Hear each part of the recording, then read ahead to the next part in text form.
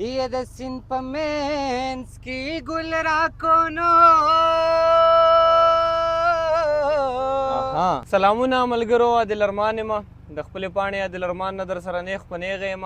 را سره عارف تابان صاحب دی او داور شاه صاحب دی. راغلي یو باجوړ ته او باجوړ کې دې ټایم ته څه نوم وایي خان جي؟ راغګانو ډیم ته راغلي یو.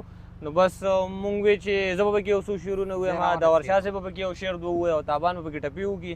زما دغه یو درې شعرونه یې داور شاه صاحب وایي چې مړاوې سترګې د جانانه کړې راپورته، زما د زړه په ښار کې هر طرف ته زلزله شوه. یارانو په وطن باندې مو جنګ دی، تاسو څه شوئ؟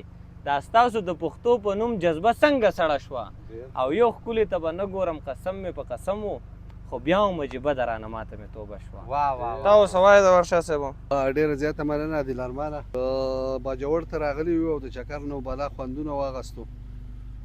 د ودان عثمان خیل یو څو شعر دي چې د ځمکې غم دی منګه تر پلک راوړی دی، غوږ ونیسه جانانه زړه مې ډک راوړی دی، مولا کما رباب جومات ته رانوړو نو دا دی جومات ته دې سړي ولې ټوپک راوړی دی. او تابان صاحب تاسو یو څو ټپې وکړئ جي. ये د سیند په منځ کې ګل راکونو.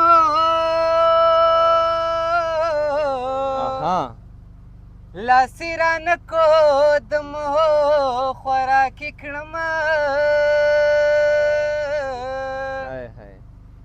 ये تسلی مراکبه یاره،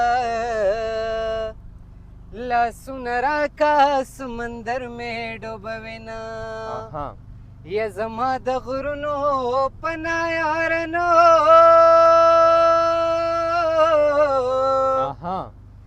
دیدن د باد سره شامل کا چې راځي نه. ای زری زړه به راټول کړمه او جانان تا به پکې نه راټولومه. ډېره لا نو بس مونږ له راکړئ اجازت، د خدای په امان.